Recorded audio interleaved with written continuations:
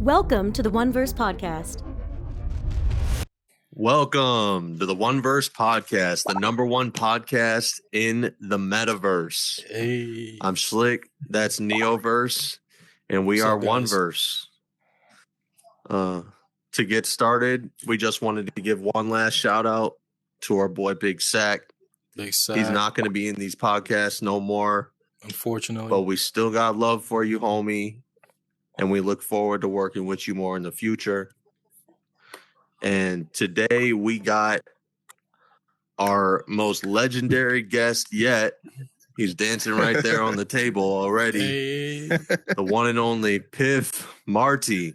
Piff Marti, Known welcome. mostly for his hit song Flex. Oh man, dude. What's up, bro? Hey. What's going on, guys? I'm happy to be here. I'm actually like really, and I said this off air, like it's really dope to see this level of production in the metaverse and see that you guys are doing it the right way. Like good guys are doing it instead of like some terrible people. So like it's really dope to see. Happy to be here. And yeah, man. Damn, appreciate those words, man. Cheers on that, For sure. Yeah, hit that button, bro. Yeah, thumbs up. Hell yeah. Dude. Confetti in the air with that. Yeah, man. Word. So, dude, welcome, man. Honestly, welcome and thank you for being here. Thank you for being here, Yes, bro. sir. Dude, so Thank we you for always having me. we always ask a little quick question, a little warm-up question, man. Like, what got you involved in the metaverse? How did you find out about VR or just the metaverse in general? So it was since 2015, 2016 when I first heard of the PlayStation VR, Okay. I was always interested in putting on a headset and playing GTA. That was like the game that I always wanted to play Yeah. with a headset on, just to like be in Los Santos or what's the New York one? Liberty City. Liberty City. With a headset Okay. on. So that was always my dream to do it. But as I've been doing more research on VR, there's like different games, and then I started learning about the meta, what we now know as the metaverse, and I've just been engulfed in it ever since. So from PlayStation VR to the Oculus to the Meta Quest now, I've been into it. And then Ready Player One pretty much sealed it all for me. Like, oh, this is something that we need to look towards. And that's one of my favorite movies ever now, just because of the topic, but it's just really a really very well done movie too. It is. That is Ready Player One is pretty much kind of like the staple that everybody's looking towards. Mm-hmm. So like the metaverse becoming. So it's like everybody uses that same reference. Like, man, we envision the metaverse being like Ready Player One, Ready Player One, you know, which is dope as hell, dude. That movie is awesome. And I don't think it's gonna be like that until maybe like 20 years from now, just as you know the technology advances. But it's something to look forward to. 100%. Bro, I'm gonna be the uncommon opinion. I like the movie, I like the concept, but that shit was corny as hell at points, bro. Real That's talk. crazy. I was like, That's man, it was just corny. Some of the scenes, like the whole love scenes, I know they gotta have love in every movie, right? Wait, which But one? What part? You're talking about sometimes when it they were was like just a dancing little- together and like floating and touching each other? Is that in the the VR dancing and floating, but even at the He's end, like hating. when they had to kiss, right? And they were kissing in the trailer and they opened the door on it. I don't know. It was just sometimes moments made me like, bro. Hey, you that's a corny real for thing. It's this, already but happening you in here. gotta. Yeah, It's I really know, People bro. it's already doing reflective of real life. Yeah, Yeah. literally. Yeah. People are dating each other in here. People pretend to hug. People They pretend to are. kiss. You know, like Mhm. it is the new movement, and I think it honestly is a better way to connect with somebody, to get to know somebody Yeah. instead of like through a Why do you say texting that? or a dating app. What was that? Oh, why you say it's better than text? Yeah, like thought you a were saying- I better thought you were gonna way, say like better a than better real life. form to like actually like meet a person, like actually conversate and like have a connection with that person. You know, I think now that you say it like that, I do kind of agree with you, just because you eliminate the physical aspect of it, the preconceived notions that you will have when you just see somebody, you probably wouldn't like somebody just because of how their hair look. But when you're in the metaverse, you don't know what they look like at all. You just know what their personality is, and you know.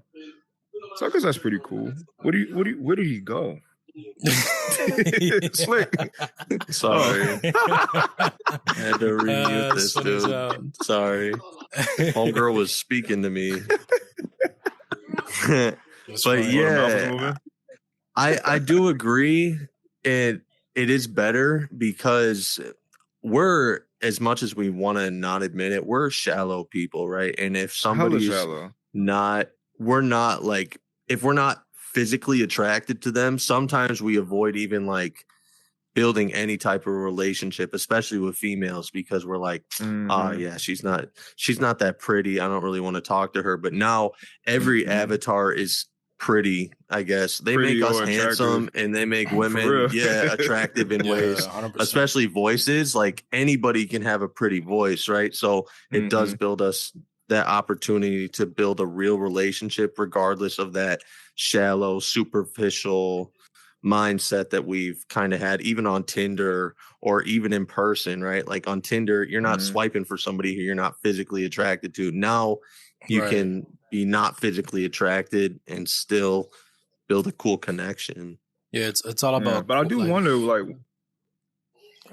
you go ahead. No, I was gonna say it's definitely about like core energy. Like that's what I've noticed. Like you're really, if you like a person in here or you vibe with them, it's because of who they are, like their energy that they put out.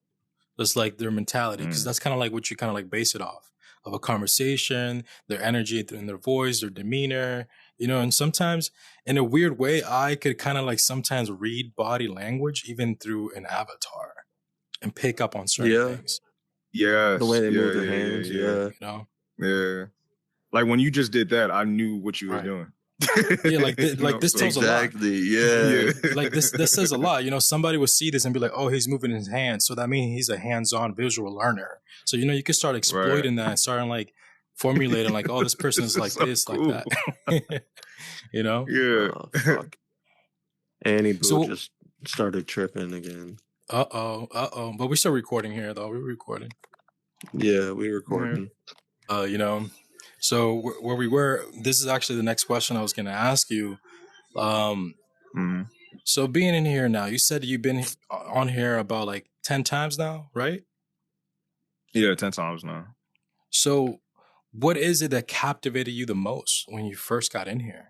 Like, what were your first initial thoughts in Horizon Worlds? It's always the social aspect of it. You know, with the internet in general, you're able to meet millions of people from all walks of life, from all countries. But it's pretty cool to actually be inside of a room with them and actually have a conversation like what we're doing right now.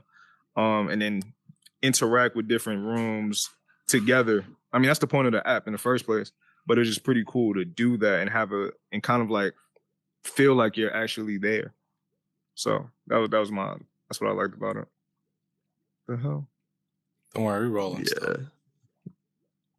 You're rolling. No, yeah, that's why I joined here. It's like, I don't know if you know our story. Like, we were just in Horizon venues before this, and that's where I was. We were literally just trying to take photos, and we wanted to share photos with people. And like, we couldn't share the photo unless we had you on Facebook, and not a lot of people wanted to add each other on Facebook. So we created a group page that was called OG 1Verse. So you could anonymously post a photo that you take. And like everybody in the room was like, yeah, that sounds dope. So we had like 11 people instantly join OG 1Verse and post photos. And then like we were both like, yeah, let's start a brand. What can we do? So then we had a meeting in Horizon workrooms, and the only thing that really stuck was podcasts. You skipped a little bit of it. It was originally, I remember, like, you know, people were captivated by the idea of like posting a picture, you know, becoming a group, chit-chatting. And I remember like almost every time that we would go on Horizon venues, we would be like in a circle, kind of like in a conversating kind of like factor. And every time everybody was always talking about the future of the space. Oh, what we see, the potential this, the potential that, potential this. And we were among some of those people talking about the capabilities of this platform. And then that's when we were like, man, we should take advantage of this group that we started, because we see people jumping in and all these ideas that are coming up, you know, from the real world to the digital world. It was like, we should do a meeting. And maybe in this meeting, we could like come up with a strategy to like make this a brand, to do something real with this.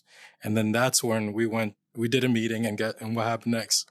Nobody showed up. It was only like 3 of us that showed up. Yeah, no one showed up, bro. Like everybody was RSVPing. Yeah, we'll show up. We want to start. Yeah. And then nobody showed up besides us 3. And we were talking about a million different things that we could do here, building, whatever. And podcast, as soon as podcast was mentioned, like I remember Neo just being like, yes. That's the one. Yes. That's the one. That's the one. And I was like, yeah, that's the one.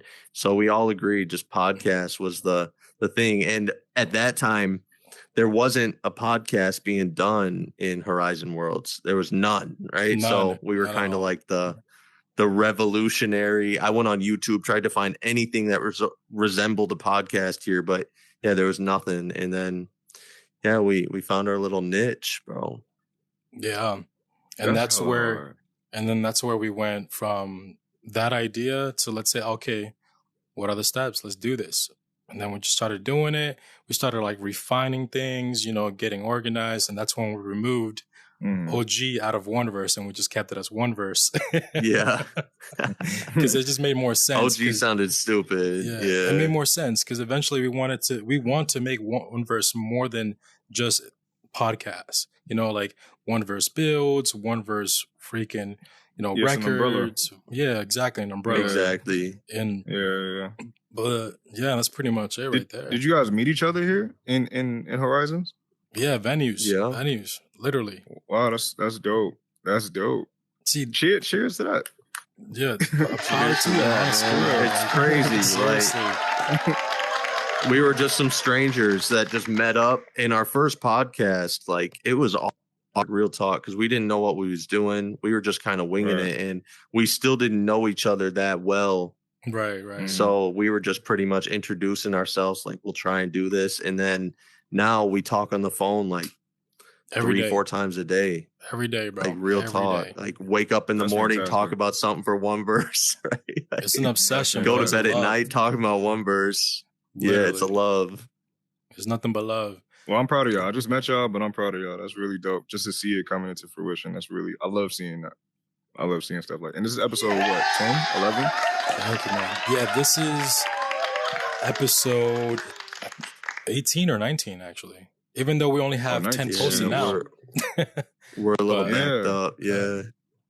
That's hard. That's good problems. That's really cool. No, it is, right? It is, yeah. Yeah, good stuff. Thank you, man. Thank you. But yeah, the power to this space. Speaking of passion, yeah.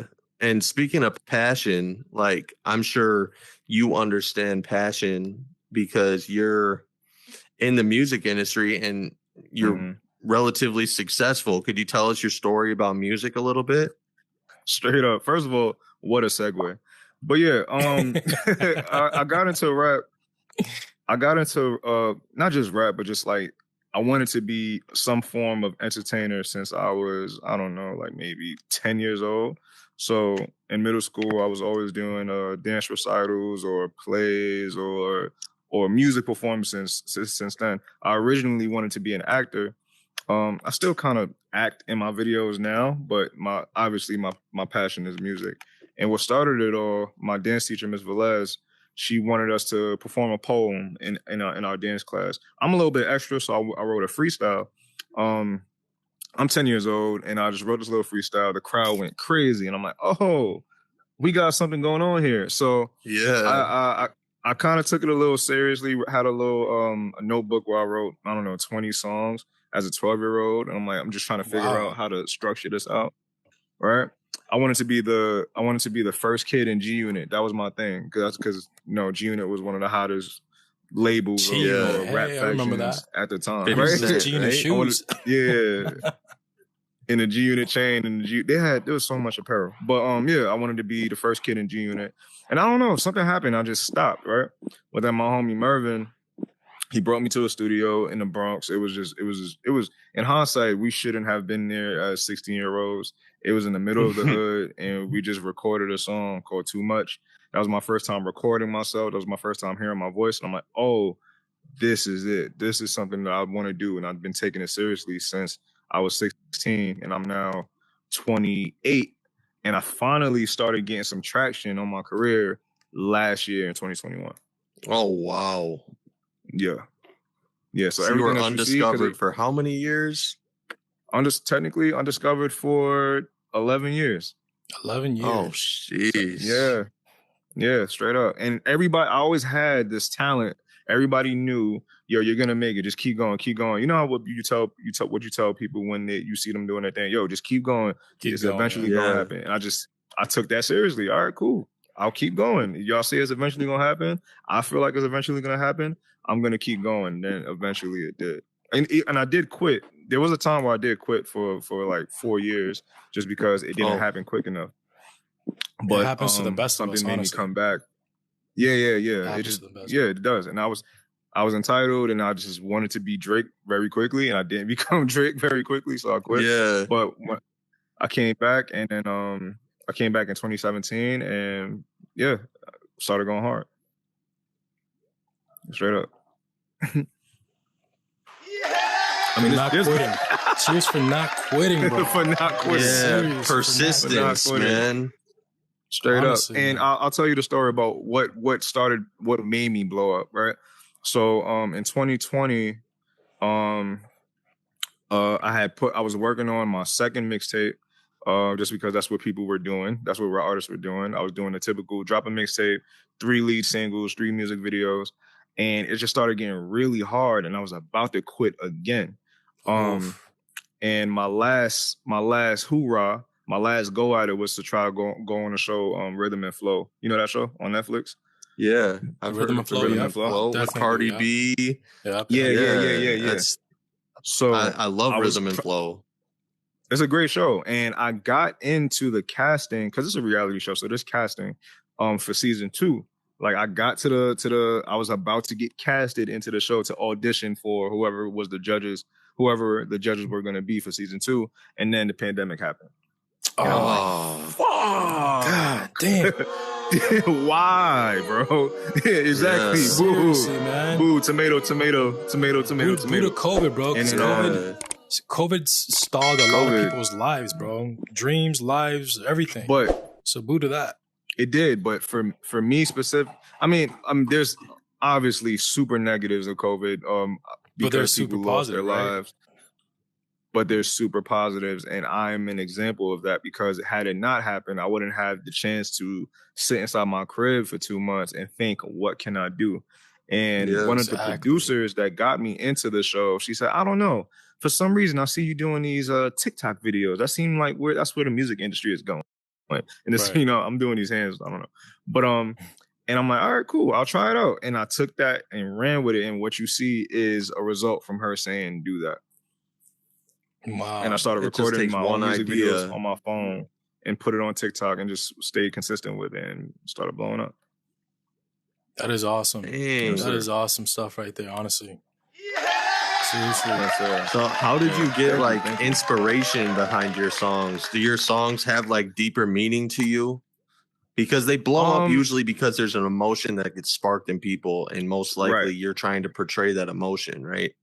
Right, exactly that. So the artists that I grew up listening to, the favorite artists that I had were Kanye, Wale, Drake, and all the people that talked about like life shit, right? I'm not a gangster. Yeah. I can't talk about gangster shit. I'll be lying if I did, but I do. I am a human, and I know there's other humans in this world, and I'm like, oh, there's other people that can relate to human shit. So I just like leaned into that, making blue collar bop. That's what I call it, blue collar bops, music that speaks to the thoughts and the feelings of the people that listen to it. And that's where my inspiration came from. So I got a song called New Crib because I got a new apartment. I know there's hella people that can relate to get in a new apartment. So I thought, let me make a song about it. And then the video for it is funny as shit, is dope. And I'm like, yeah. And I just kept leaning into the human aspect of life. You know, there's TV shows that people relate to. So there gotta be, people need a soundtrack to their everyday life. So why not? Yeah. Why shouldn't I be the one to make it for them? You know? That's right. And songs like Boys Do Cry too. And that's actually the moment that I did blow up. Yeah. And not only is it catchy, it's just real. Because men have historically have trouble expressing their emotions. It leads to an alarming suicide rate amongst us that a lot of people don't even talk about. And I wanted to make a song about it. And once I posted that video on TikTok, it immediately, it was a repost. I posted it for the third time. And it went viral. 4 million views in a day on TikTok, 6 million views in a day on Instagram.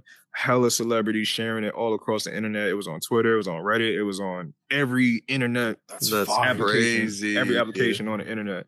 And my follower count on TikTok went from, I think, 90K at the time to like 350K. Instagram went from 5,000 to now, it went from 5,000 to like 80,000. And then I kept being consistent, and now it's like 127 or 128, whatever it is right now, just because I kept being consistent and building my community up. You know what I mean? Just making some dope shit. That's all I care about, making some dope art. Yeah, let those females know, man. Men got real feelings too. Shit, we got feelings too. Yeah. Men got real feelings too. We got feelings too. Yeah. For real. Shit. That's my life. And what's nice is, like, I feel like the majority of people aren't gangsters. And that's really the songs that we all be listening to is gangster shit. Which, even though it's very loud, it's probably not the most common thing that's real. Like, the real thing is working a 9-to-5 job and being able to make your rent, not going into the strip club and getting a bunch of girls and selling drugs, right? Facts. So I'm glad that you finally made it, and we can have a little spokesperson for just a normal human being, not just somebody who wants to front, right? And it seems like, just judging by the comments that I get and the messages that I get, it seems like it's something that people really, really wanted and didn't know that they wanted until they saw the type of stuff I was doing. Like, I get DMs all the time, like, bro, you helped me get through depression. Or I had a conversation with my dad for the first time because I heard Boys Do Cry. Or I'm playing New Crib. I just bought a house, and the first song my wife and I played was New Crib. And I'm like, oh, this is it. This is why we play. So, yeah, I'm in a very, very cool position in music, but also in my life, because I didn't have to conform to anything. I stayed true to myself. I'm still nerdy. I'm still regular, but I'm still making dope shit at the same time that people appreciate. Yeah. So, yeah, I'm blessed. I'm happy. That sounds like a positive flex to me. Yeah, that's a flex. For real. And talking about flex, isn't that your number one song? That is my number one song. It is one of my favorite songs of mine ever, just because, you know, like, as an artist, you always want that song that people can play anywhere. And I didn't want to force it. You feel me? I didn't want to force it. I just wanted it to come to me. And the way that flex happened, I was trying to find, I was looking for beats, right? And I was trying to record some more songs so I can make more videos to it. And I just posted it. I posted on Instagram to my followers, hey, working on some new music, send me some beats. And one of the beats that came to that email was the beat for Flex from this guy who I don't know. He was following me since last year, and he's like, hey, I saw your post about needing some beats. I heard the Flex beat, and I'm like, oh. And then the hook, Flex, from the swag to the way that I dress, came immediately, right? I'm like, oh, these words are coming so easily. I have to finish this song. And I wasn't even going to be the hook. That was actually the first verse. The hook for Flex was supposed to be the first verse. But I'm thinking, nah, this is very catchy. Let me just make it the hook. And then I finished it with my wife. She actually wrote a couple lines on it because I was like, babe, I'm stuck right now. Can you like help me out? We did that. And then I shot the video, the TikTok video for it, the Instagram video for it, posted it. And then it just started taking off slowly and slowly and slowly. Like I put it out last July, and it started like getting traction. Yeah, it came out last year, but it started getting traction over the last couple of months. Yeah. So, and it's your power, number one on the list too. power, I saw like, it's just the number one on the list on number Apple. one on. It has the most streams on all platforms. Yeah, you know, and it's and I looked at it. I was like, cool, oh, it's like 2021. It was like interesting. Yeah, and that's what I love, that because it's a testament to, again, not giving up. I always tell my artist friends, just because your song isn't doing what, it's just because your song is not getting 1,000 or 10,000 streams in the first month doesn't mean it can't get 10 million streams in 2 years. Just keep promoting it. And that's what I kept doing. I kept making videos to flex. I kept telling people to stream flex. I kept doing all those things, and eventually it happened. Like Lizzo was a great example.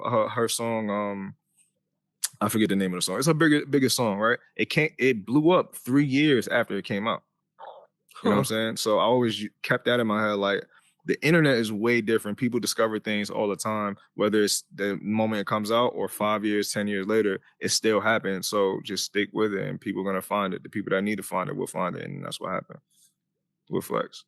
Yeah, that's what happened with all my stuff, but especially Flex. Dude, honestly, bro, a lot of your songs are really good, man.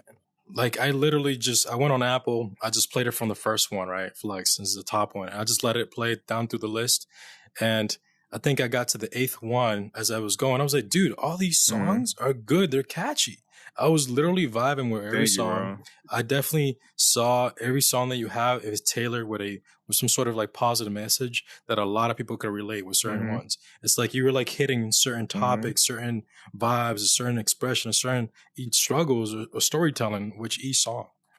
So that toodles to you, bro. Thank you. I'm glad you appreciate it. I'm glad you appreciate it. And then back to the Flex, bro. That video that you did for Flex, the little TikTok video with the little dance you were doing. I don't know if you saw it when I walked in here. I was trying to like do that little dance you were doing with the song playing. Yeah, bro. I'm not gonna lie, that makes it even more catchier. I don't know why, but it just the hook and that little dance you were doing, kind of like the nonchalant, like vibing, serious but kind of funny. Yeah. It matches it. I don't know what it is, but it's catchy. A lot of people tell me that too. Even when I watch it, I'm like, oh, this is dope as fuck. And whenever I perform that song specifically, people are doing that same dance. So there's like dude. An attachment, you know, with the visual and the song at the same time. So people always, you know, either do the shoulder bop. Or is my avatar doing the shoulder bop? Yeah, it does. I don't know. Whatever. Yeah, you're doing the shoulder bop. Or you know, the hands. So you know, it's fun. It's cool. It was funny. He walked in here and we was chilling, and then he said, "Wait, is that Flex?" Is that Flex? And then all of a sudden we see Neo. He was dancing to it. He was, "Wait, is that Flex?" Hey Neo, I don't know if you know. I don't know if you knew this at all, but the volume was like steadily increasing as you were coming in too. So it was like, yo, I hear these drums. This is mad familiar, and it just you heard the beat. You came in. Yeah, that was the point, man. I don't know. It was catchy. I had to pop in here with that. It was just it was fire. It was good.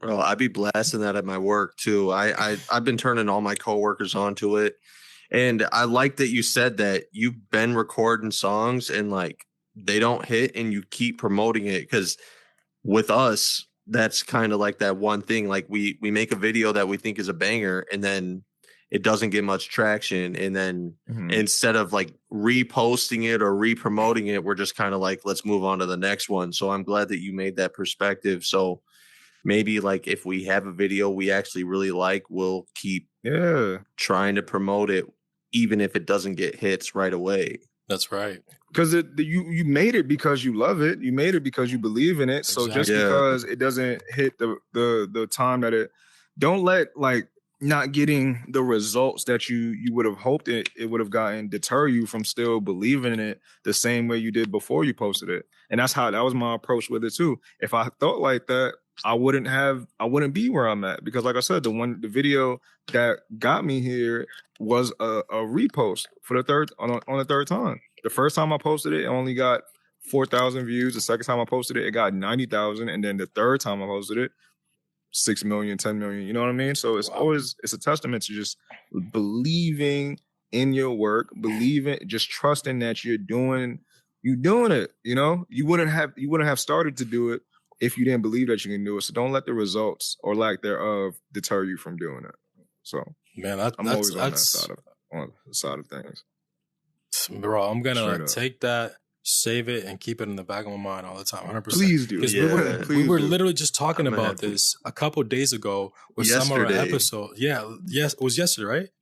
It was yesterday, bro. We were just talking about like, ooh, why are we? This was a banger. What's going on? Yeah, literally our episodes. So some of the episodes, you know, we feel like they should have got like a lot more better views just because of the positive message that they have or the type of learning or knowledge in them. Then I'm like, dang, well, how come people are not watching this? If they're listening to this could literally change their life. You know, like sometimes the algorithm don't fuck with you. That day, or that time, that hour, you know, just like Danica's episode. Yeah, dude. Like Danica's episode was one of our best, and it's got some of the lowest views, and we're like, that's weird. Like, did we do the wrong thumbnail? Did we do the wrong title? Like, because Danica's episode, did you watch any of Danica's episode? I saw the clips from it. I'm like, this is dope. This is like valuable. Yeah. This is a valuable piece of content. He's a wise guy. Yeah, he's like a straight up stand-up guy. Yeah, he really is.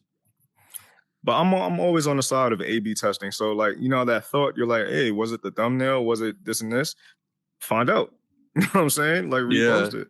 And with the tweaks. So I kind of like left out some information with my repost.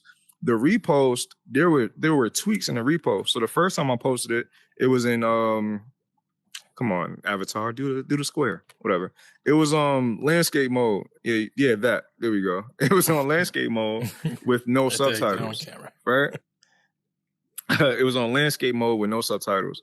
But then when I reposted it, it was still landscape mode, but then I put subtitles on it. But the time that it blew up, it was in vertical mode with the subtitles, and it just hit way different for people. So I always A/B test, A, B, C, D, E, F, G test your content, and it's always, not always, sometimes the content just sucks and it's never gonna work. But you know, sometimes those little tweaks, subtitles, straight up. But sometimes those little tweaks will take your video from 5 out of 10 to 11 out of 10. So very true. And that's the power of content creation. And I implore anybody that has any kind of like business to learn just the nuances of content creation, because that's what allows you to really thrive without any kind of middleman in this space now, whether it's Web 2 or Web 3. I think content creation works just as well in Web 3 as it does in Web 2. You just got to know like the tweaks and the sauce. That is fact. That is true. And you keep segueing to new things. Like you said, eliminating the middleman. A lot throughout history, artists have been essentially raped from their music and not gotten the money they deserve on the hits that they produce. Correct. What is your take on that? Can you tell us a little bit about your personal experience, because you are in the music industry? Yeah. So this is the best time it's ever been to be a recording artist, ever, where you can get the same amount of money or fame that you would have got, that you would have needed a record label for maybe even 5 years ago. Not even just 10 or 20. Like very, very recently, there was just a shift in the landscape where an artist can be completely independent. And independent means not signed to a record label. That doesn't mean they don't have investors or anything, but being completely independent and still thrive and have a very lucrative career.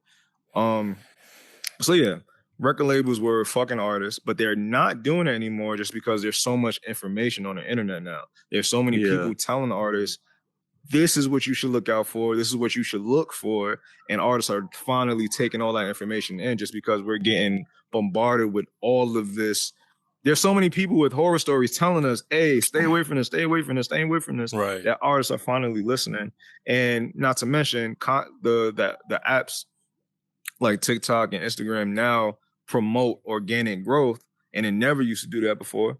This is the first time in the Web 2's history where these apps are you can blow up on these apps without any ad spend too. So that helps a lot too. It translates. There's so many artists now who a lot of people haven't even heard of, who are streaming 2 million monthly listeners on Spotify just because they posted some real dope content and got people to click the link in their bio. So it's a perfect time to be an artist, and you don't have to sign to a record label anymore. You can sign to Sprite if you want to.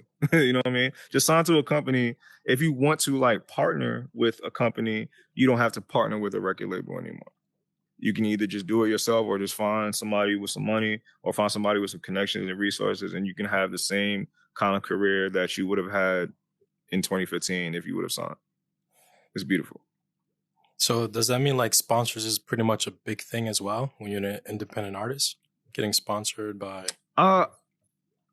different I would say so. I mean, for me specifically, just because of what I do, I double as a content creator too. So I'm because I make my own content. I haven't shot a music video in like 3 years. All of my content is the TikTok videos and Instagram videos. And then I put on YouTube. Yeah, the music video is dead. We could talk about that, but the music video, you don't need it anymore. But really? Like I said, but because I double as a content creator, my income can come from a sponsorship or a partnership. Like for instance, I just finished doing a partnership with Meta, where I share some content creator tips, and then I make a song with them. Right. And that's that I get a bag from that. Or I just did another partnership I did was with Gushers, where I just on TikTok and love Gushers. I just gave some content creation tips. Gushers, man. And Gushers is delicious, right? So hey, I love Gushers. There's so many there's so many different ways you can get a bag, whether it's sponsorships, whether it's streams, whether it's monetization. NFTs. There's just so many ways an artist can like have a stable. Excuse me, I'm burping crazy. Have a stable income. Also monetization too, right? On these platforms. If you hit a certain level, now you can monetize. There's monetization. There's monetization on TikTok and Instagram now. It's not. I don't think it's where it needs to be. Like you can't quit your job over it, but it's still another stream of income that you could bring. And it is just now and then because you have a following, because you have a community of people, you can write an ebook, or you can write a book, or you can have a class, or you can have a private Discord where you charge $5 a month for your fans to get some access to. There's plenty of artists who are making $10,000 a month off of that very method alone, and they probably have only 100,000 monthly listeners on Spotify, but they're still making $10,000 a month because they have real fans willing to pay to have access to them. So there's just so many things that you can do. And because of that, it's the best time to be an artist. Straight up. That's right. My dog is licking my toes right now. I just wanted the world to know that that's what's happening right now. He said it here first. His dog licks his toes every night. For all y'all fetish people. That's how the dog indicates. They're like, hey, Dad, I need to go to sleep now. Let me lick your toes so you can put me to bed right now. Oh, man. You can sell speaking of NFTs. Pictures on OnlyFans. Oh, sorry. Yeah, dude. OnlyFans. Follow this man on OnlyFans. He'll have his dog videos, bro. He's an artist, but he's an artist in OnlyFans. Piff Marti, welcome. He's a content creator in every platform. As you were saying, Schilck. One of my big role models is Gary Vee, and he's been talking a lot of NFTs. And also Snoop Dogg is talking a lot about NFTs and his son Champ. And essentially creating NFTs with the music industry so I can own your artwork and sell it and make money from it, and you get royalties. Do you plan on going into the NFT game? I'm already in the NFT game. I'm already. Yeah. I've had some of my videos that I've posted to TikTok or Instagram are actually minted as NFTs on Zora.co. Boys Do Cry is, Black Hair is, and I think New Crib is. So I've sold one of one edition of Boys Do Cry. That was my first NFT. It was it got a bid in like 10 minutes. So I'm like, oh, this is really fucking cool. And then I have another edition of the second verse of Boys Do Cry on Glass. You ever heard of Glass? Nah, I use just OpenSea. No? That's Oh yeah, Glass is a video NFT marketplace. It's basically the YouTube but for NFTs. So I have that minted on there too. For videos. But I'm heavy into yeah. It's a new thing, you know. You're able to mint videos on the blockchain too. But I think NFTs is another great thing for artists. I think it's important though for artists to look at it as a way to build your community and not just a cash grab. Because if it's just a cash grab, you're gonna you may be able to sell, you know, a couple editions of your NFT, whether it's a audio or it's video, but you end up burning yourself out or like locking yourself out of the community just because you have no utility with your NFT. We're finding out very quickly with all these NFT projects just falling off a cliff that you need utility, you need community in order to have a sustainable project on the blockchain. And that's my advice to anybody who has an NFT or NFT project. Just add some utility, add some kind of access to something. And as you mentioned with Gary V, you know, the access that you get with owning the V Friends is like a FaceTime call, or like you get to work out. No, we get VCon. Yeah, we get to go to VCon. Well, I guess you get VCon now. Yeah. So for 3 years, we get to go VCon, and then also we get to just pretty much, you know, because we bought the V Friend, the real only access we get is VCon, but he drops free shit for holders all the time. So he's like, if you own the Somali or whatever, you get a free bottle of wine or whatever, you know? So, I forgot it's the Somali, or not Somali, not the pirate, the sommelier, the dude that deals with wine, you know, little wine waiter. I know he has the V Friend. I got the legendary lemur. I know he also sends free stuff monthly, right, to certain like NFT holders, right? Yeah, like free books, free like a gift gold NFT holder. drop. Yeah. So that's pretty cool, and like tickets to concerts and stuff like that. So yeah, he does give real value. That's very important to tie down to some sort of value. I was just about to ask Piff what utility his NFTs provide. I was going to ask, you just said that you got to make sure that you provide value to your NFT holders. So can you give us some ideas on how you provide value, or how you plan on providing value? So yeah, it's a mixture of how I provide value and also how I plan to provide value. And what I already do now, anybody that owns an NFT of mine, a video NFT of mine, they're able to get a free consultation, a one-on-one consultation with me, and they're able to learn how I do exactly how I do it so that they can then do it for themselves. Whether you're an artist, whether you're a small business owner, whatever you do, because like I said, content creation is king. It allowed me to, you know, change my life, and it can allow many people to do that. So as an old owner of a Piff Marti NFT, you're able to get access to me in that way, where I just give you a bunch of free sauce. I'm still trying to figure out other ways, which is why I haven't dropped an NFT since like May.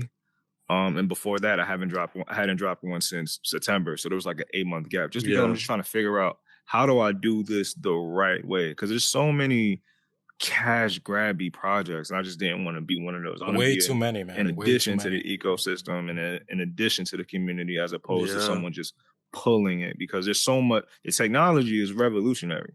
Blockchain technology is super revolutionary, and I don't want to take advantage of it in a way that deters people from learning about this. And that's one of the things that's scaring people from crypto and DeFi and blockchain, because there's so many rug pulls and there's so many like DAOs just falling off just because they didn't have a game plan in the first place, you know? So I don't want to be one of those people.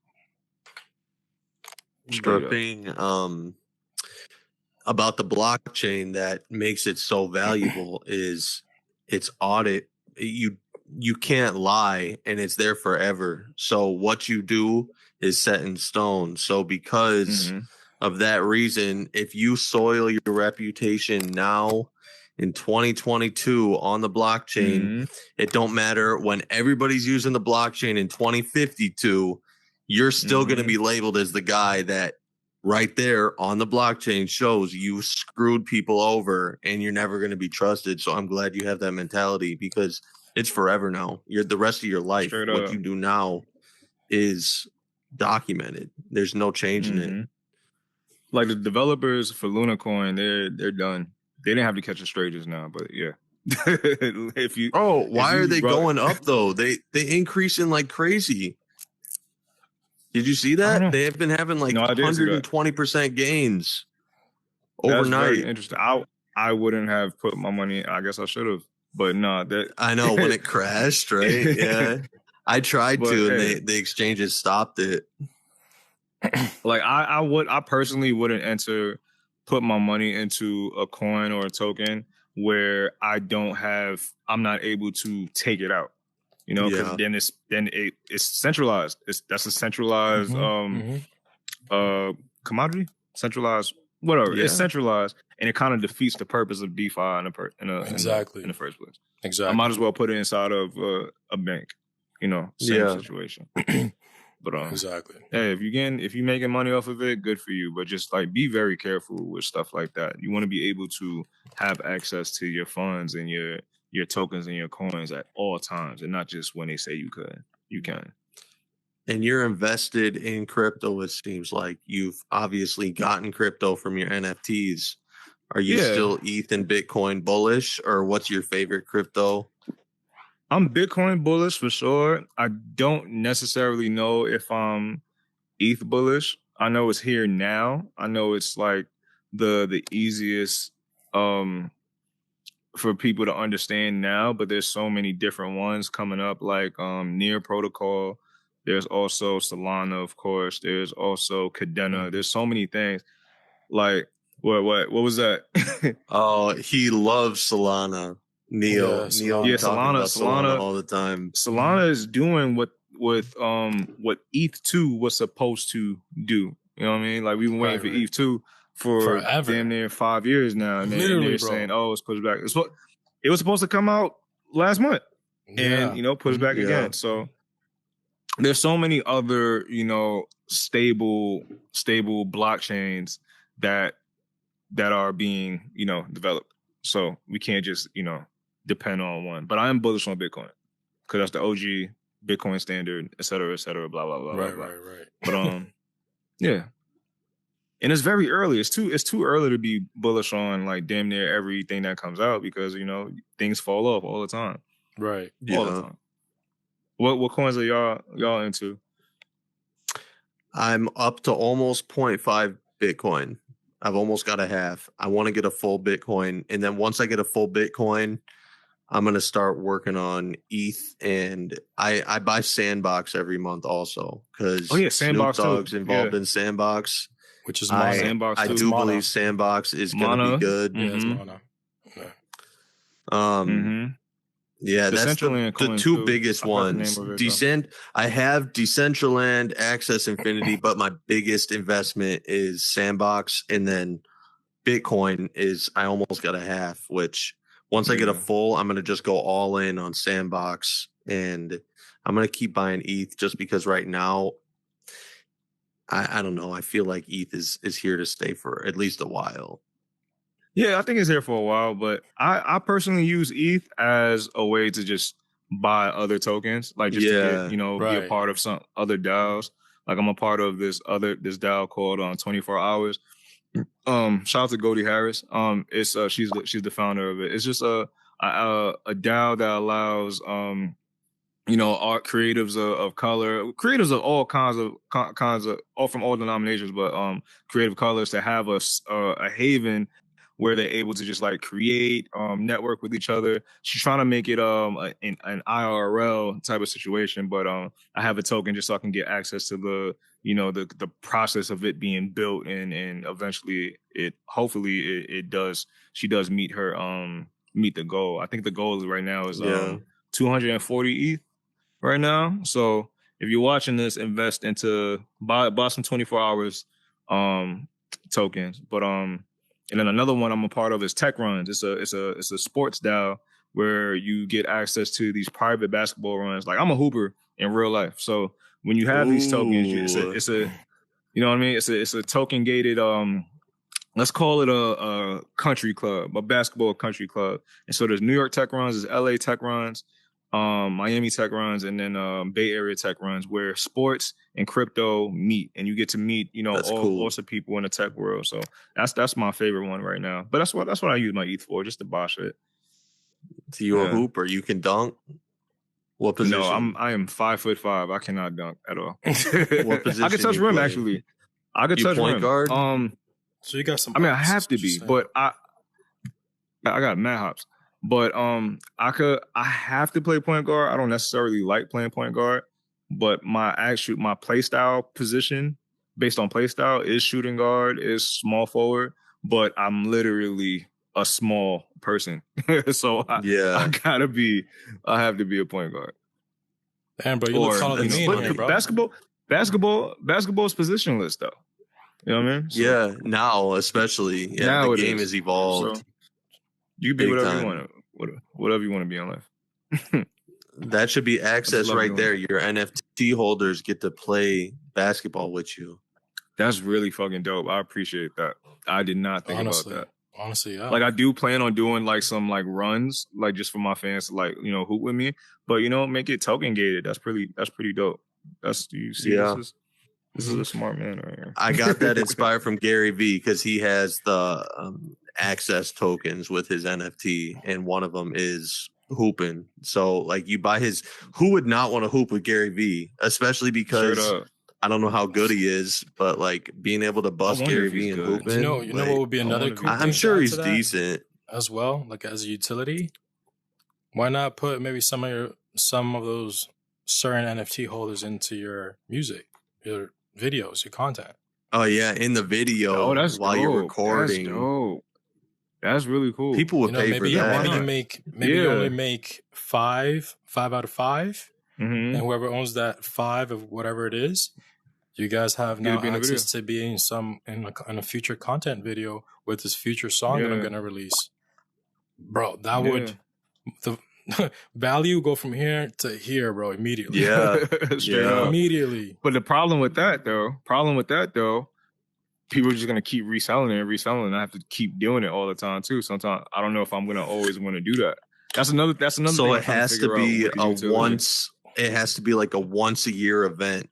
So if you have it at that time, you get it, but you don't get it whenever they want. It's like a scheduled event. You get it once a year. And after it's claimed once that year, you can't claim it till the next year. Or you can make it a certain ticker price that only the people that really fuck with you are willing to pay that. Because they believe in you. Oh, fuck with this. I'm like, I cannot put my hands together. I'm trying to rub my hands together. So I'll take 10%. Yeah, I know, right? Like, so you did say one thing I did want to clarify on. You said that you don't need a music video. Oh yeah. So I don't understand how you can get away with having a hit song without a music video. So I mean, it's possible now. It's very possible because the reason why there's one reason why content, right? Content is king, and what a music video is, it's one piece of content that you can only repurpose just a few times because it's the same piece of content. But if you make constant pieces of content to a song and you post it on TikTok and post it on Instagram, and your fans or whoever listens to the song make content to that, your song can still get hundreds of millions of streams without there ever being a music video. So for instance, y'all know that song, y'all have TikTok accounts? Do you have TikTok accounts? Yeah, I got TikTok. Yeah. So you know that song, I ain't never been with a baddie, she calm with her attitude. Yeah, that song. That song didn't get a music video until like 2 months ago. Yet That's an old song. You heard that song. You heard that song multiple times. And that song did not have a music video until 2 months ago. But the song came out, the song blew up like 6-7 months ago. It didn't really need a music video. So you know who I've noticed? You don't that need from? a music video anymore. Russ. I don't know if y'all listen to Russ. I Russ. definitely do. Yeah. Russ all he does, he's a huge inspiration to what I'm doing right now. Yo, huge. I'm a huge fan of Russ, bro. Huge fan. But yeah, he's kind of like that. He's kind of like also, you know, kind of like self-made. He did music for what, like 7-8 years, and so like one finally started taking off for him. But like almost all his songs that he releases, he just puts an art cover. That's it, art cover. And when they do blow up, straight up, it'll probably be like a couple months later, a year later, or something. He'll release a music video. Yeah, because you do it after. You don't really need it before. Yeah, you don't. You know what I mean? And have you ever heard of? Yo, what the fuck? Did you see that? Yeah, I definitely saw that, bro. He was trying to touch us. What? Did you see that? Nah, what? Yeah, you was Mr. Fantastic just now. Yeah, your hands just glitched out, like stretched out, super long. But I interrupted you. Have you ever heard of Young Dax? He made the hit song "Dear Alcohol." So the one video that I be seeing all the rappers doing now is they are like an owner of a recording booth, and then they're like, who do we got next? And then there's this like nerdy guy or goth guy or country singer guy, and they're like, why are you here in the recording booth? This is for rappers. They're like, come on, just give me a chance. And then they do their hit song, and then the recording producer's like, oh, bobbing with it, right? Yeah, exactly. That's that TikTok that all the new rappers are doing right now. Would you ever do something like that? No, because it's the TikTok that all the new rappers are doing. You know what I mean? Yeah. And you want to be unique. So I feel that. You want to be original. I want to be unique. Original, yeah. I want to be original, and I want to be able to do content that's specific to me that can't be replicated. So if I'm doing that, or if I'm doing like so-and-so sneaks, what if I was on so-and-so song and I do a freestyle to the song with my microphone? You've seen hundreds of videos of people doing that. I don't want to do what everybody else is doing because I won't stand apart. I won't, And with TikTok, it's so focused on content that if I do that, it lowers the chance of people even looking at my name on the app. So they don't even know who I am. They'll just say, oh, this is a dope piece of content, and they will scroll past because they saw somebody do this before. So it's very important to like be original and like have like a signature style. So you see my videos, I have a signature style that you can easily recognize whenever I post a video. So that's what I'm big on. Yeah, that's very important. Be original and be creative. Oh yeah. The whole definition of being an artist. I do want to talk about psychedelics because we were talking about it off air. Yes. That played a huge role. That played a huge role in just the way that I think now in general, how my music is made, how I approach things. Like just approaching my art from a humanistic standpoint. A lot of it is due to my experience with psychedelics. So I've done acid like maybe 2 or 3 times, and I've done shrooms twice.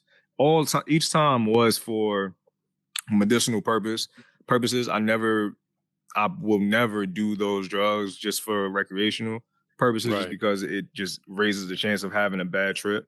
But I always tell people that it helps you feel the things that you already understand, if that makes sense. So for instance, we know that we're on Earth.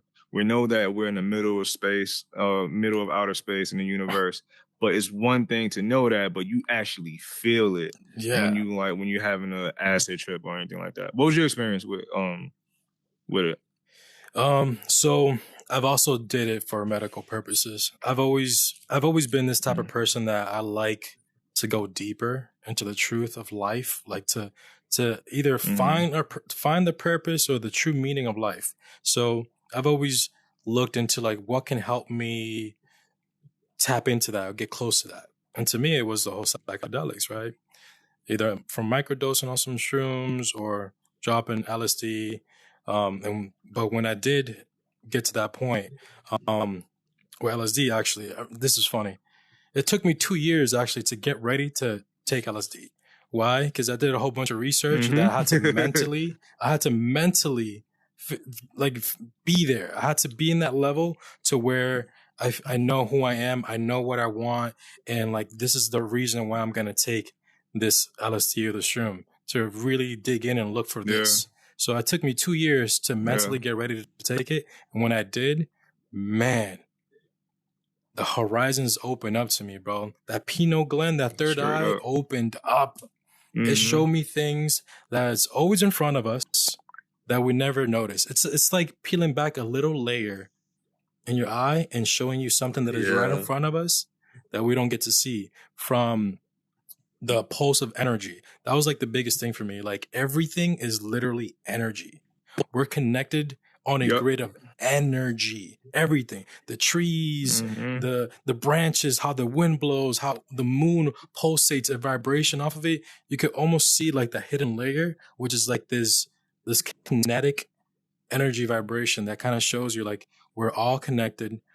We all have more powers than what we know in our mind, in the spiritual level and everything. So to me, it was just kind of like peeling back that hidden layer and showing kind of like what's behind the scenes almost, and how we should consider this 100%. And how we should be aware of everybody, of everything, because we are part of something all greater. The living organisms, yeah, we're part of something greater, which it makes sense, man. We're literally on a rock, floating in an infinite space. Yeah, so we can't. It's just by thinking that, it's like, come on, man. It's not about just trying to get this for the next hour, trying to get that. It's a bigger mission. We have a bigger purpose. And that's kind of like what it showed me, that there is more to it. And because of that, it opened up my curiosity more. So it made me even want to educate myself more, learn more, connect with people, hear people's stories, and et cetera, to kind of like start decoding the factors of the universe, decoding our journey, our purpose, and why this and why that. So that's what it did for me. It made me really tap in to a next level of myself. I'm happy for you. That's so fucking dope. Round of applause for that. Straight up. Round of applause for that. My experience with shrooms, it wasn't really about to like unlock the universe. It was more just like a self-discovery. So like, I am really good, focused on shit, and then I just catch myself being off course, not being motivated. I have a real issue with laziness, and I took shrooms, and it just kind of gave me that like answer, like, I am powerful, like so powerful, but you're selfish and you're lazy. And like, it just kind of awoke me, like, you're too fucking selfish. Doesn't matter how powerful you are. If you're selfish, you're still going to fail, and you can't be lazy. You can't be wasting your life away, not fulfilling your potential that I believe in God gave me. Right. And like, I hope everybody believes they're powerful, but it's just, it kind of hit the reset button. Like, yo, dude, you've been a lazy piece of shit. Right. Fucking get back at it. You're powerful, but you got to be fucking not selfish. You got to be thinking of other people when you do things. Can't be thinking of yourself, and you got to do things. You can't just sit on the couch when your day off and not do anything. And then this is a week ago, I took shrooms, and the day I took it, I didn't accomplish anything. And not going to lie, Monday morning, because I took it on a Sunday, I felt bad. I was like, what a waste of a trip. But I remembered that, and this whole week I've been so much more productive. Today, as soon as I woke up, I went to Home Depot, got a bunch of lawn stuff. I got a new weed whacker, and I was right before this podcast doing yard work all day. My wife was even like, whoa, you're working a lot harder than usual. And I was just like, yeah, because I can't be such a lazy piece of shit. It's not our point to be lazy. We are only here for a certain amount of days, and we could be gone tomorrow. So might as well take advantage of every second we got, right? And that's pretty much just been my experience with psychedelics. Just be empathetic, help people, think of other people, and don't be a lazy piece of shit. Round of applause for that too. Being empathetic. That was really the main thing for me too. Just like not being selfish and being like very aware of all things around me and not just making it about myself. And you kind of don't you feel like you have a weight lifted off of you? Yeah. Do you feel that way? Yeah, I do. It's kind of like a reset button that got hit. Like, yeah, it's ugly. You are ugly. Yeah. But at the same time, like, let's try and fix this. Let's try and get better. Like, I'm 27, right? I'm a year younger than you. Like, we got so much more time to become great, but we're never going to be great being lazy.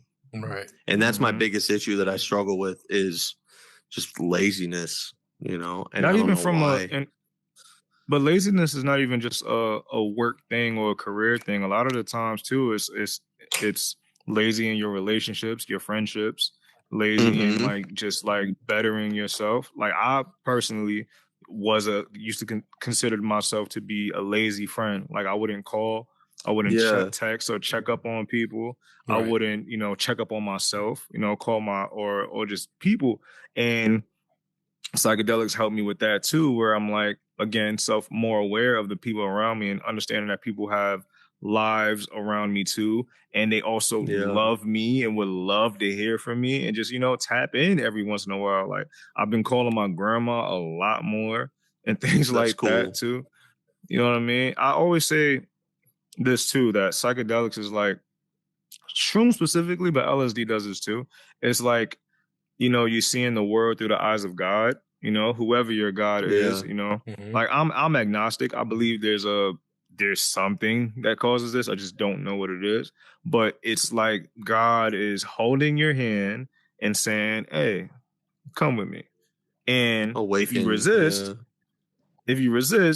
God's going to squeeze your hand and say, come with me. You're coming regardless. So it's going to be either a very comfortable journey or a very uncomfortable journey. And you just have to be very receptive to it. But you learn a lot about life and yourself. And I always recommend anybody do it. Anybody. Have the proper environment, have the proper people around you, when you do it. But like, it's a great experience. It will save you years of therapy. And, shrooms is the shit. You gotta be in the right headspace too. Definitely gotta be in the right headspace. The only asterisk is it's proven if you're schizophrenic, don't mess with psychedelics. That's the only people who should not mess with it. I did hear that. Schizophrenics, if you're schizophrenic, please do not do psychedelics. It can mess you up. But besides that, everybody should do it. Fair. But yeah, like I was saying, it takes definitely like you got to be in the right headspace before you take it. Like I said, for me, it was 2 years. Yeah. Like, I was like, I wanted to do it, but it literally, I paced myself. I took my time. I took my time where the universe allowed me to do it, right? Like when it presented itself, I was like, oh, I feel like it's time. It's ready. Let's do it. I kind of just went with the flow, went with the vibe. But I knew I wanted to do it. Definitely be ready for it. Yeah. The vibe, yeah. You gotta be ready for it. But I agree. It pretty much it pretty much shows you what you suppress yourself with inside, which is the ugly you that a lot of people suppress inside of them. And then like that kind they of don't want to pay attention to it. When you kind of take it, it puts yourself right in front of you and it makes you see the ugly self of you that you've been suppressing for freaking years upon years. Yeah. So I see, I definitely know what you're talking about when it showcased you on a lazy person. That's pretty much taking your version of you and showing you like who you really are that you've been suppressing for years upon years. The thing that I've been trying to ignore that like you deep down know, right? But you're just like, I don't like this. I'm just gonna act like he doesn't exist, right? Right. We all do that. Literally, we are our own worst enemy. That's where that definition comes from. That's the manifestation of that, a literal personification of that. We're our own worst enemy. Yeah. Yeah. Right on. Fuck, man. Another thing is the Nah, one man, it's experience passionate, too man. is I'll notice It's fire. when if I see somebody crying and I'm on shrooms, I'm not even sad, but I will cry. It's the weirdest thing, like that. It's just it will like connection. leak. Like tears. My tears will just leak from my eyes. It's not even like I feel any way. Like my wife was like watching a movie and she was crying and I wasn't even paying attention, but she's like, "You're crying too." And I was like, "I'm crying? What? What?" And we were just like in this crying cycle, you know, like, "Oh, I don't want you to cry because I'm going to cry." And then I cried and then she was crying. It was crazy, bro. We had to eventually just separate so we could stop freaking crying. That's some shit. No reason. There was no sadness. I did it with my wife. The first time I did it, we did it on New Year's. Was it this year or last year? I don't remember. But we did it on New Year's. And one of the first things that we noticed is that we were crying for like 3 to 4 hours straight. But it was it felt great though. It wasn't sad tears either. It was just feeling. Maybe it was a release of like, you know, what we had inside of us, and we just tears just falling down our eyes, and we just kept saying, "I feel so good. It feels great." You know, just kept being just really, really thankful of just, you know, life, you know, our union, having somebody to trust, you know, all every day. It just feels good when it is good. At least I never had a bad trip just because I took the proper measures. But but it's. You get those tears. Them it feels like milk is coming out of your eyes. Yeah. It's crazy. The dog is back. It's back. Is it licking your toes again? No, he's not licking my toes. Subscribe to his OnlyFans. $5 a month. To see your toes getting licked by a dog. Yeah. It's great content. Yo, but isn't there sometimes when you just feel that like people don't hear you? Y'all don't hear me?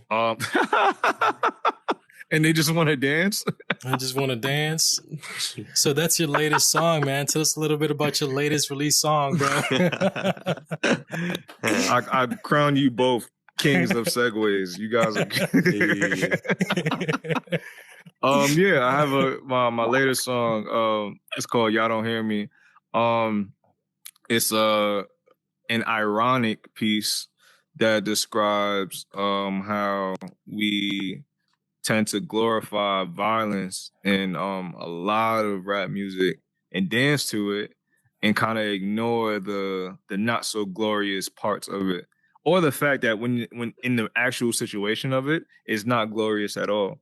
You know, like street rappers tend to, you know, say shoot him in the head and he's dead. Boom. But in that actual situation, you're very frightened that you're about to lose your life too. You know what I mean? Or sometimes you miss and you hit somebody that wasn't a part of it at all. There's plenty of stories where an innocent bystander is hit because of what you have going on with somebody that you could have easily settled with a conversation or removing yourself from a situation too. I think one of you told me about a mutual friend of yours. A friend of yours that got hit with a straight bullet. Like, it happens all the fucking time. Dunder. I was telling him about Dunder. He was just chilling in his house. The next door neighbors had an argument, shot and killed somebody, and it went through the person, through the house, and into him. Next door neighbor while they're barbecuing. And that makes no fucking sense. So, and that's what that song was about. The song is about, the first verse of the song is about this girl named Sanaya Pugh. She recently lost her life. She's from Detroit. Just because a stray bullet, she was sleeping over at her grandma's house with her cousins, and a stray bullet went through the house and then killed her. She was I think she was like 10 years old, 10 or 11 years old. And that's just a small percentage, a situation of a situation that happens all the fucking time. So I wanted to shed light on that and really emphasize the fact that, the shoot 'em up music is dope sonically, But when you really think about the situation in real life, it's not fun. It's not fun going to the grocery store and you hear a gunshot, you don't know which way it's coming from. You don't know whether or not you're gonna lose your life. So that's what the first verse is about. And the second verse is basically putting the listener in the shoes of the actual shooter, describing how like he wasn't even supposed to be in the streets, but he ended up being in the streets just due to his mother and father not being there. And then it takes the listener through the process of how a stray bullet, an innocent bystander being hit with a stray bullet even happens. But yeah, that's what the song is about. And I made it a bop just because that's how people, take music. So damn, yeah, stream that. I'm not gonna lie, like hearing this type of stories makes me traumatized. Well, it's fucking sad, it's bro. terrible, man. Man, it made like and I you really feel being in New York. That's common. I really feel. Hell yeah, it's super. Did common. you grow up like with a household that kind of protected you from that, or did you grow up in kind of an environment where you had to worry about that type of thing? Thankfully, I did grow up in a household that protected me from that. But me being a fucking stupid kid, I still put myself into it, though. You know what I mean? Yeah. I did live in a hood, and my friends were gangsters or street dudes, and I thought that shit was cool. So I would hang out with them, and there was instances where I got jumped or attacked just because I was, friends with somebody, and I could have easily have escalated it and ruined my life or lost my life, but by the grace of God, I was soft and didn't want to do that. You feel me? Yeah. And but I see all the time where my friends who had the same type of situation and same kind of upbringing that I have get caught up in that and become either lose their life or go to jail or just become shells of themselves just due to their environment. But it happens all the time, and especially in New York City. Yeah, I'm from the Bronx, so it happens all the time in the Bronx. It happens all the time. It happens everywhere. I do have a little story to add to that. Like you said, it does happen all the time. Literally, the reason why I was saying like, that like hearing that is traumatizing to me, because literally, a year ago, I was literally visiting my mom back in my home state. And as I was visiting her, there was like one morning I was sleeping and I woke up to literally a bullet coming in through the window over my head and it hitting the wall. Oh my gosh. That bang, that glass crack woke me up and I immediately saw it to my right. I saw the glass crack hole and I was like, immediately it was like gunfire, bullet. I remember I literally slid off the bed on some like military shit, got like walked out the door, bro, and I was like complete panic, like adrenaline rush, like everything happens in a mere second, and then I was like literally like touching myself, like seeing if I got hit or something happened. But to me, bro, that was one of the most traumatizing things that I've been through in my life, bro. And mind you, it was an accidental bullet.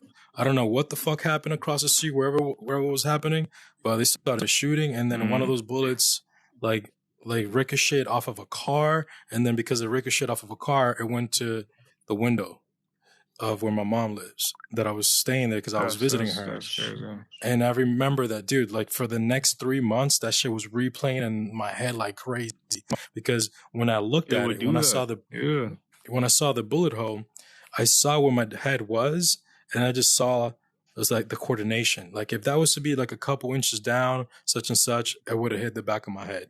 And if that would have back of my head, I would have been gone in the middle of my sleep and not known.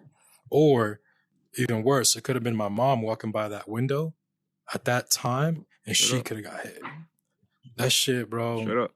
So when I hear stories like that, like it really hits the heart. Thankfully, even though I didn't get hit or anything, but I experienced that without getting hit when that bullet going through. Like, oh, it's just crazy to me, man. like what? Imagine what it could have been. Yeah, bro. Like, yeah. Even sometimes, even right now, like fireworks are going off. I keep thinking, like, I get little flashes of like a bullet, boom, it takes you back. Window. Yeah, it takes you back. Like that shit is crazy. Same situation.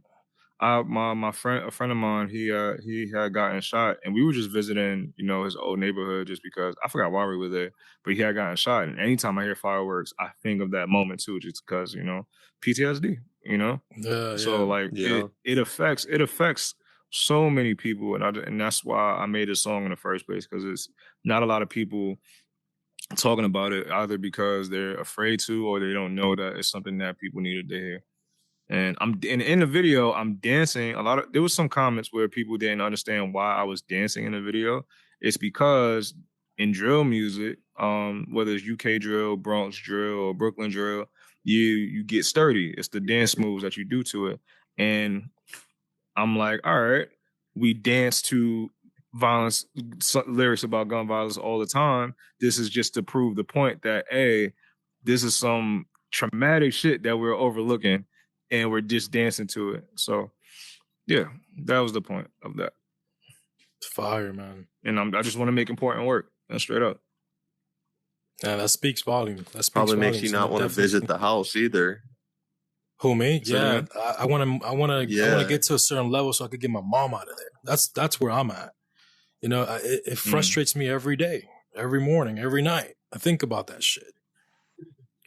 Like, it's crazy to me, bro. It's insane. And mind you, I was literally just visiting her. I was just literally visiting her to spend quality time with her, my parents, right? And that kind of shit. I experienced that kind of shit. And you shouldn't have to. And nobody should have to. Not just me, nobody should. Mm-hmm. So it's wild. It's wild. Even when you just nothing but peace with everybody, you never know. You just never know. You never know. So love your people, y'all. Love your people. And I have to go to the restroom real quick, but we can lighten up the mood. We could wrap it up, actually. The pizza. Yeah. We got to ask the pizza. Oh, the pizza question. The pizza. But hold on, let me go to the bathroom real quick, and then we're going to talk Make sure about it's the pizza. saved and it doesn't kick out the video. Yeah, it will be. Yeah. Wait, dude. so what was that? You know how I kind of left? Do you think the video is saved? Is it recording right now or no? It's recording right now. Because I pressed record. Oh, hopefully. I had to. I think it. Yeah. Yeah. It probably is good. It'll save it automatically. Sometimes you have to manually do it.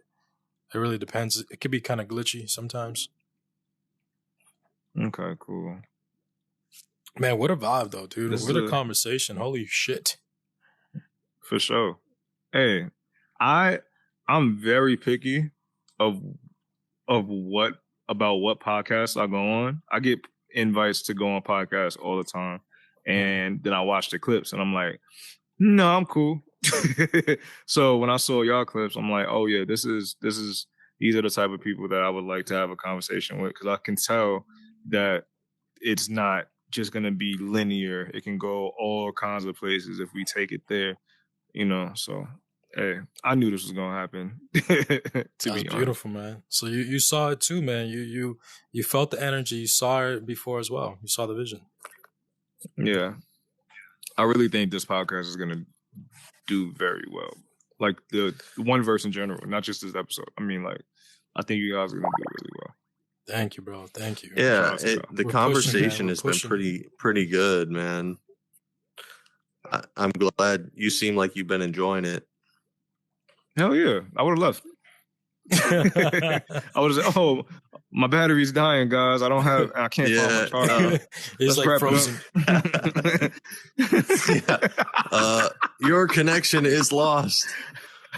And then all you see is this, him reaching the power button slowly. Yeah, but I'm frozen. Yeah. It's like, are you frozen? I don't know what's happening, guys.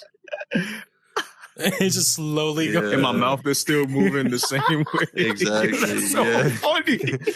Literally, right? That's like the perfect way to get an awkward conversation. Damn, bro.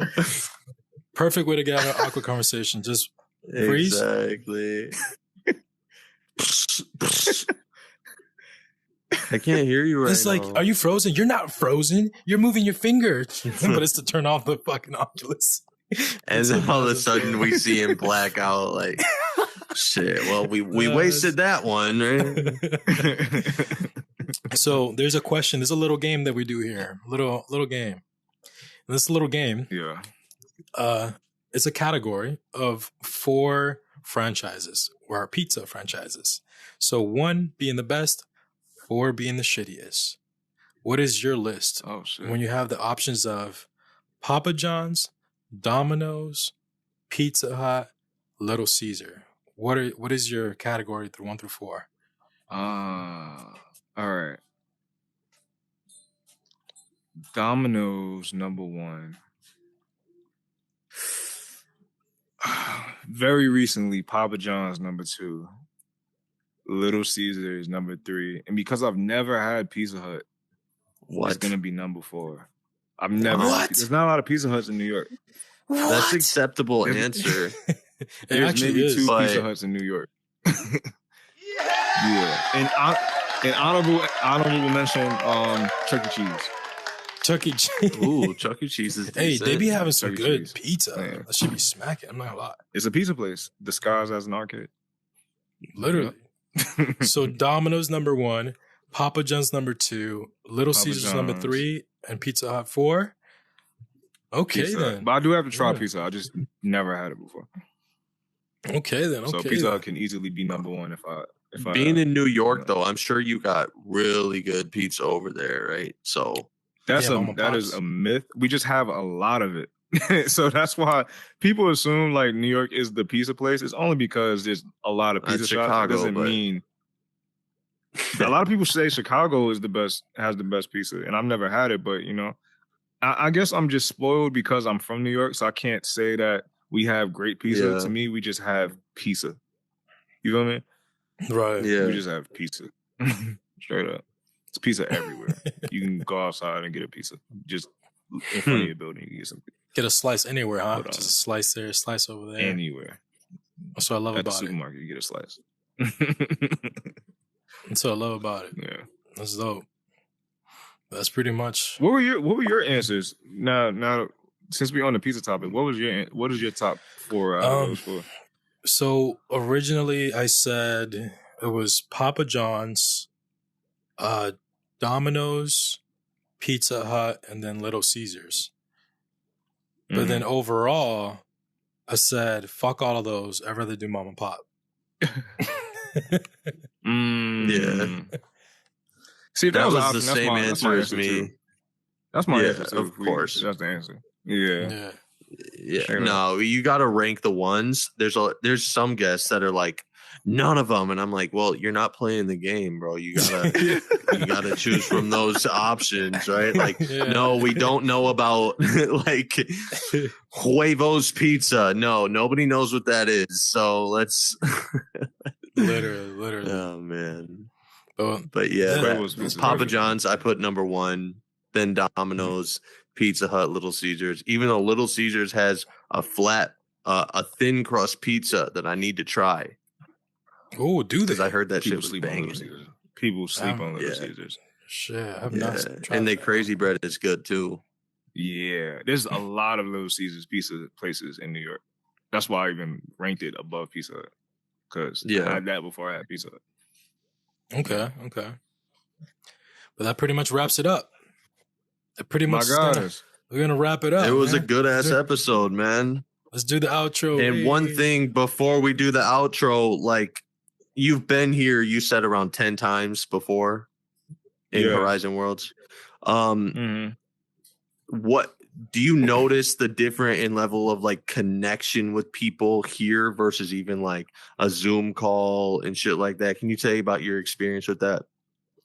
That's a really good question. Yeah, absolutely. It's very different just because you're kind of like you kind of forget that you have a headset on and there's actual bodies in front of you. right. And just the way that we've been having a conversation now, we've been turning our head and kind of Mhm. making sure Gauging. we interacting with the people inside of the room. Whereas on a Zoom call, you're looking at a screen and you pretty much see everybody. You don't really have to acknowledge everyone, but this kind of is a kind of like an alternate to real life, but in a more realistic way. And I guess realistic isn't, the best word for it, just because we have a headset on, but it's definitely better than like a Zoom call.